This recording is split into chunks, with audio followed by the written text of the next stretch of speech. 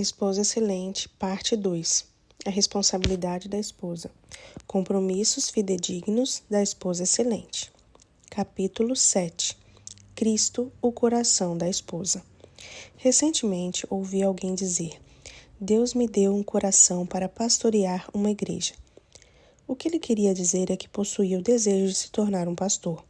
Certamente, pastorear uma igreja é um bom desejo.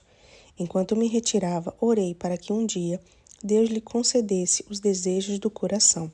Salmos 37:4. Contudo, seu desejo de pastorear é tão bom quanto sua prontidão em esperar o tempo de Deus. Nesse ínterim, ele deve continuar a servir ao Senhor Jesus Cristo, independente de que um dia venha a se tornar pastor ou não. Se ele não se contenta em esperar no Senhor, mas está angustiado e, em consequência disso, está pecando, então o desejo de seu coração não está centrado na glória do Senhor Jesus Cristo. Antes, seu desejo se tornou um ídolo. Ezequiel, capítulo 14, versículo 1 a 11. Ou concupiscência, 1 João 2, 15 a 17 e 5, versículo 21. Os ídolos no coração são desenfreados. Todos colocamos o coração nas coisas que Deus não deseja que tenhamos, ou que Ele não quer que tenhamos no momento. Algumas pessoas têm somente ídolos em seu coração. São descrentes, consequentemente não possuem a capacidade de adorar a Cristo. Por outro lado, os crentes possuem uma capacidade dada por Deus para adorarem ao Senhor Jesus Cristo. De fato, uma das verdades fundamentais que vimos anteriormente foi a provisão de Deus para resolver o problema do pecado, por meio do Senhor Jesus Cristo. Este capítulo se estrutura neste fundamento, direcionando a devoção diária do coração da esposa a Cristo. Infelizmente, a devoção da esposa, assim como seus desejos, nem sempre são totalmente voltados para o Senhor Jesus. Assim, os cristãos também podem ter ídolos em seu coração.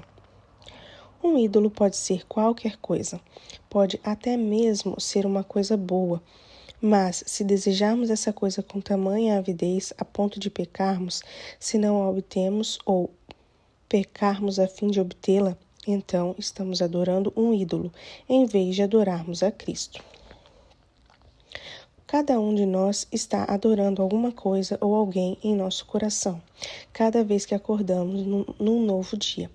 O pastor Stuart Scott diz que adoramos o que servimos, falamos a respeito, aquilo que nos sacrificamos, aquele que buscamos, aquilo em que gastamos tempo e dinheiro e em que confiamos. Veja Salmos 115 e 135. Em outras palavras, quem ou o que você adora é o que está em sua mente. Aquilo pelo que você anseia ou deseja, o que é realmente importante para você e aquilo em que você coloca seu coração. A palavra coração é usada 830 vezes nas Escrituras e inclui coisas não materiais, tais como seus pensamentos, motivações e escolhas. As palavras dos meus lábios e o meditar do meu coração sejam agradáveis na tua presença, Senhor, rocha minha e redentor meu. Salmos 19, versículo 14. Os crentes possuem uma capacidade dada por Deus de devoção pura e de adorarem o Senhor Jesus Cristo. Contudo, frequentemente lutam com outros deuses, concupiscências e anseios que competem por suas afeições. Esses desejos não são necessariamente maus em si mesmos. Por exemplo, pecar é divertido e certamente não é... Por exemplo, pescar é divertido e certamente não é pecado. No entanto, a idolatria começa quando o pescador deixa de cumprir um compromisso para ir a uma pescaria. O problema é que suas afeições estão na pescaria, não no Senhor Jesus. Pescar possivelmente pode ter se tornado um ídolo. Uma pessoa cujo coração está firmado no hábito de pescar pode tornar-se enraivecida ou frustrada. Pode sentir autocomiseração, ser ansiosa, manipulativa ou amargurada. Pescar não é pecado, mas o que uma pessoa pensa a respeito disso pode ser pecado. Tal como o pescador frustrado, as esposas podem ter afeições idólatras. Por exemplo, O modo como seu marido se comporta ou a trata pode facilmente tornar-se um ídolo, a ponto de até remover o Senhor Jesus Cristo, fazendo com que ele deixe de ser sua afeição e anseio mais profundo. A seguir, apresentamos uma lista de ídolos ou concupiscências comuns com os quais as mulheres cristãs lutam. Antes de ler a lista, peça a Deus que lhe mostre seus ídolos ou concupiscências. Salmo 139, 23 e 24. Circule aqueles mediante os quais se sente culpada. Lista de ídolos comuns, falsos deuses, nos quais as esposas correm o risco de colocar o coração. Boa saúde, aparência física, superestimar o relacionamento matrimonial cristão, ser tratada com favoritismo, ter uma vida livre de dores e mágoas, prazeres mundanos, álcool, drogas, sexo, um filho ou filhos, outra pessoa, mulher ou homem, um bem material, um ideal, ação pela vida, ação pela paz, dinheiro, sucesso, aprovação dos outros, estar no controle, ter suas necessidades supridas. Você se sente bem à medida que as coisas vão bem nas áreas onde colocou o seu coração. Quando elas não saem como você planejou, frustração e ansiedade começam a crescer, até que chega ao desespero. Você se torna capaz de fazer qualquer coisa, até pecar, para ter o seu ídolo. Além da frustração e da possível ansiedade, Deus também frustra a adoração ao seu ídolo, porque Ele quer que sua devoção seja unicamente a Ele. Mateus 22, 37 e 38. Por conseguinte, as emoções dolorosas parecem tornar-se insuportáveis. Pastor Stuart Scott faz um diagrama do que ocorre. A gente tem um coração aqui, com algumas palavras dentro, e uma mulher ajoelhada orando do lado de fora. Então, nós temos alguns ídolos: um marido amável, sucesso, beleza, saúde e aprovação dos outros. Do lado esquerdo, nós temos uma seta escrita ansiedade. Do lado direito, frustração. E uma outra seta para baixo, escrita medo. O diagrama do pastor Scott inclui um coração que simboliza seus pensamentos, motivações e escolhas. O centro de controle de alguém. Os pequenos ícones representam o que ou quem você está adorando. Sua adoração continua ao despertar de cada dia. Você pode estar adorando o Senhor Jesus Cristo ou alguém mais. Os pequenos ícones representam os deuses que competem em seu coração. Quando alguma coisa é tão importante para nós que pecamos a fim de consegui-la ou pecamos quando ela não acontece, isso pode ser um ídolo em nosso coração. À medida que o pecado de idolatria flui, as emoções dolorosas aumentam e a pressão se desenvolve. É como uma ignição a vapor sem segurança nem válvula de escape. Se você não se arrepender e voltar-se a Deus como refúgio, conforto e alívio nos termos dele, será forçada a buscar alívio, conforto e escape em algo mais. Isso resulta em algo que David Powlison, da Fundação do Aconselhamento e Educação Cristã do Leste, chama de falso salvador. Enquanto lê a seguinte lista de falsos salvadores, pense sobre si mesma e circule aqueles nos quais você tem buscado conforto e alívio.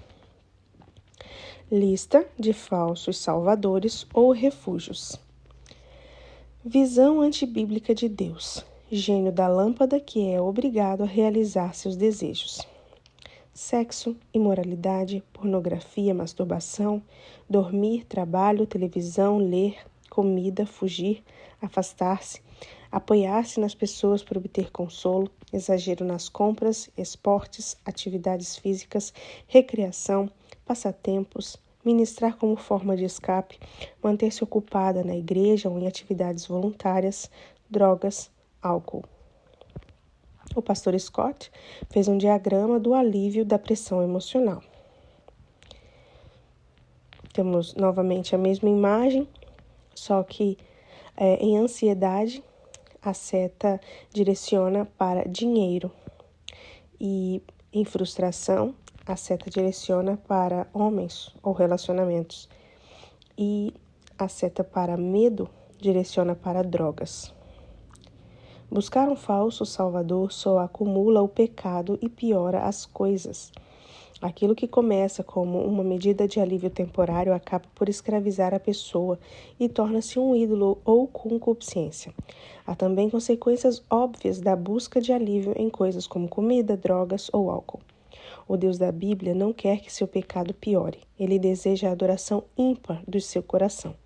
Ele deseja que seus pensamentos, motivações e escolhas estejam focalizados em glorificá-lo. Deus deve ser seu maior anseio e refúgio. Seus pensamentos, motivações e escolhas devem estar firmados em glorificá-lo e não nos desejos idólatras do seu próprio coração. A história de Ellison. Ellison começa a contar sua história com lágrima nos olhos. Ela diz que seu marido é o problema, pois ele não é afetivo, usa-me para sexo e nunca diz que me ama. Ele não fala muito e assiste TV o tempo todo. Até faz coisas para mim se eu pedir, mas ele deveria tomar a iniciativa. Quando tento conversar a respeito disso, ele fica irritado comigo por abordar o assunto. Ele é um homem bom, mas não quero viver o resto da minha vida com um marido que não me ama. Ele realmente não se importa. Não sei o que fazer. Sinto-me péssima. A história de Ellison é muito comum. O marido dela não é uma pessoa intratável ou cruel, mas é reservado e, de certa forma, egoísta. Ele está satisfeito com o status quo, a Ellison não. Ela quer que ele converse, seja carinhoso com ela e a faça sentir-se especial. No fundo, Ellison quer romance e doçura em seu casamento. Isso é uma coisa má? Não, definitivamente não. O problema é que Ellison colocou seu coração no romance e nos sentimentos especiais, e não no serviço e na adoração ao Senhor Jesus Cristo. Consequentemente, sente-se desapontada, frustrada e amargurada. O problema é que o desejo de Ellison tornou-se um ídolo, concupiscência. O desejo mais profundo do coração de Ellison é que seu marido a faça sentir-se de determinada maneira. Os desejos dela não são necessariamente maus. O problema, contudo, é que eles se tornaram mais importantes para ela do que uma devoção pura ao Senhor Jesus Cristo. Todas as vezes que a esposa coloca seu coração em determinado comportamento de seu marido, ela se sentirá desapontada, frustrada e magoada. O primeiro indício para se reconhecer que o desejo do coração tornou-se um ídolo, algo mais importante para ela do que deleitar-se em Deus e servi-lo, é que a esposa está disposta a pecar a fim de alcançar aquele desejo. Antes de colocar seu coração no comportamento do marido, os desejos mais profundos de Ellison deviam ser os mesmos do salmista, no Salmo 119. Ele desejou, buscou e anelou por Deus com todo o seu coração. O desejo do coração do salmista, Salmo 119. A partir do versículo 2. São alguns versículos do Salmo 119. Versículo 2. Bem-aventurados que o buscam de todo o coração. Versículo 10. De todo o coração te busquei. Versículo 16. Terei prazer nos teus decretos. Versículo 20. Consumida está a minha alma por desejar incessantemente os teus juízos. Versículo 24. Com efeito, os teus testemunhos são o meu prazer, são os meus conselheiros. Versículo 35. Guia-me pela vereda dos teus mandamentos, pois nela me comprazo. Versículo 36. Inclina-me o coração aos teus testemunhos e não à cobiça.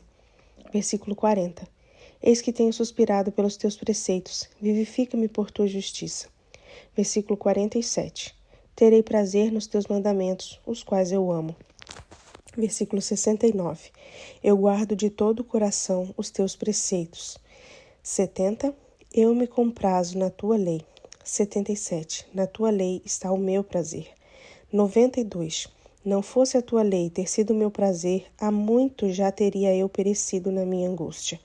94. Sou teu. Salva-me, pois eu busco os teus preceitos. 97. Quanto amo a tua lei, é a minha meditação todo o dia. 111. Os teus testemunhos recebi-os por legado perpétuo, porque me constituem o prazer do coração. 123. Desfalecem-me os olhos à espera da tua salvação e da promessa da tua justiça. 127. Amo os teus mandamentos mais que ouro, mais do que o ouro refinado.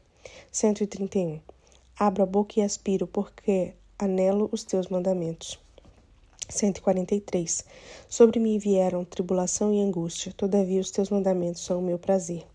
145. De todo o coração eu te invoco. Ouve-me, Senhor. Observa os teus decretos. 162. Alegro-me nas tuas promessas, como quem acha grandes despojos. 165. Grande paz tem os que amam a tua lei. Para eles não há tropeço. 167. A minha alma tem observado os teus testemunhos. Eu os amo ardentemente. 174. Suspiro, Senhor, por tua salvação. A tua lei é todo o meu prazer. O salmista tinha um anseio profundo por Deus em seu coração, por conhecê-lo, conhecer e obedecer a sua palavra. Ele também se deleitava na palavra de Deus, chamando-o a tua lei, teus preceitos, teus estatutos e teus testemunhos. Deus era o mais importante para ele. O salmista desejava o que Deus desejava, não importando o que fosse. Semelhantemente, a esposa cristã pode ter o mesmo desejo profundo em seu coração e deleite contínuo no Senhor, à medida que focaliza seus pensamentos naquilo que Deus é, especialmente em sua bondade, e em como está Deus operando em sua vida, a fim de que Ele seja glorificado. Deus, honrando os desejos do coração. De onde vem um coração com estes desejos santos? Ele é um dom gracioso de Deus ao crente. Jeremias 31, 33 e Ezequiel 36, 26. A Escritura diz: agrada-te do Senhor e Ele satisfará os desejos do teu coração. Salmo 37, 4. Isso significa que Deus colocará no coração dela os desejos que Ele quer. Em outras palavras, Deus coloca aquele tipo de anseio profundo no coração da pessoa. A responsabilidade da esposa é pedir a Deus este anelo e buscar diligentemente a Deus em sua palavra. Ela também tem a responsabilidade de cultivar uma atitude de gratidão a Deus, independente das circunstâncias. 1 Tessalonicenses, capítulo 5, versículo 18. Para cultivar uma atitude de gratidão, ela precisa ter pensamentos deliberados de gratidão a Deus, ainda que não se sinta inclinada a isto. Deus fará o restante porque faz parte do seu caráter responder a esse tipo de oração. E esta é a confiança que temos para com Ele, que se pedirmos alguma coisa segundo a sua vontade, Ele nos ouve. E, se sabemos que Ele nos ouve quanto ao que lhe pedimos, estamos certos de que obtemos os pedidos que lhe temos feito. 1 João, capítulo 5, versículos 14 e 15. Como seus desejos devem mudar? Em que devem consistir seus novos desejos? Aquilo que uma esposa deseja é o que lhe ocupa o tempo pensando, sonhando acordada, planejando e ansiando.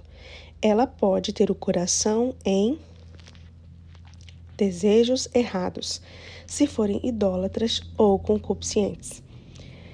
Que meu marido seja afetuoso, que ele antecipe minhas necessidades sem que eu tenha de pedir, que ele me faça elogios, que ele me faça me sentir especial, que ele não fira meus sentimentos, que converse comigo e compartilhe seus pensamentos e sentimentos, que ele me coloque em primeiro lugar. Por outro lado, a esposa deve colocar seu coração em desejos corretos. Que eu conheça a palavra de Deus e lhe obedeça, que eu me deleite nele, que eu o busque de todo o meu coração, que eu agrade a Deus independentemente das circunstâncias, que eu cultive uma atitude de regozijo e gratidão pelo que Deus tem feito em minha vida, sem levar em conta o que meu marido faz ou não. Que eu me regozije em Deus, decidindo como minha vida e as circunstâncias podem glorificá-lo ao máximo, a fim de que ele me use para a sua glória. Em que você tem colocado o seu coração? O que é realmente importante para você? Aquilo em que tem colocado o seu coração fará toda a diferença em sua realização e em seu regozijo. Peça a Deus que lhe dê novos desejos do coração. Então prossiga em buscar a Deus com a mesma paixão e energia que você emprega neste momento aos desejos idólatras. 1 João, capítulo 2, 15 e 17. Portanto, se foste ressuscitado juntamente com Cristo, buscai as coisas lá do alto, onde Cristo vive, assentado à direita de Deus. Pensai nas coisas lá do alto, não nas que são daqui da terra, porque morreste e a vossa vida está oculta juntamente com Cristo em Deus. Quando Cristo, que é a nossa vida, se manifestar, então vós também sereis manifestados com ele em glória. Colossenses 3, 1, 4. Algumas das muitas maneiras de pensar nas coisas lá do alto são as seguintes. Pense e deleite-se deliberadamente no Senhor, em suas obras, criação, salvação, a poda pessoal dele em sua vida. Desenvolva contentamento em sua vida. Agradeça frequentemente a Deus pelas circunstâncias em que você vive. Pense no hoje e no futuro de modo positivo. Olhe adiante para aquilo que Deus fará em sua vida e como será glorificado através de você. Ore e peça a Deus que lhe conceda novas motivações, porque Deus é quem efetua em vós tanto o querer como o realizar, segundo a sua boa vontade. Filipenses 2,13. Se você se deleitar em Deus, Ele concederá ao seu coração novos desejos e motivações. Agrada-te do Senhor e Ele satisfará os desejos do teu coração. Salmos 37,4. Isso significa que Ele substituirá os seus desejos idólatras por desejos que Ele quer que você tenha. Invista mais de seu tempo livre na leitura da Bíblia, medite nela, decore passagens da Escritura e pense sobre os temas bíblicos. Tenha como alvo agradar a Deus e não a sua felicidade pessoal. Esteja alerta à raiva, você se sentirá frustrada. Ou ansiedade como indicador de que suas motivações provavelmente não são corretas.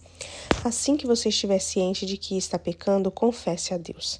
Tome algum tempo e esforce-se para ter um pensamento que honre a Deus em lugar do pensamento idólatra. Ellison estava infeliz porque estava pecando. Não eram as circunstâncias em que ela vivia que a faziam pecar, mas seu coração idólatra. Depois de passar por aconselhamento, Ellison arrependeu-se. Agora é bem provável que seu marido comece a sentir-se atraído pela doçura dela e também se arrependa. Ainda que isso não aconteça, Ellison estará adorando e servindo de todo o seu coração o Senhor Jesus Cristo, o Rei entronizado no coração dela.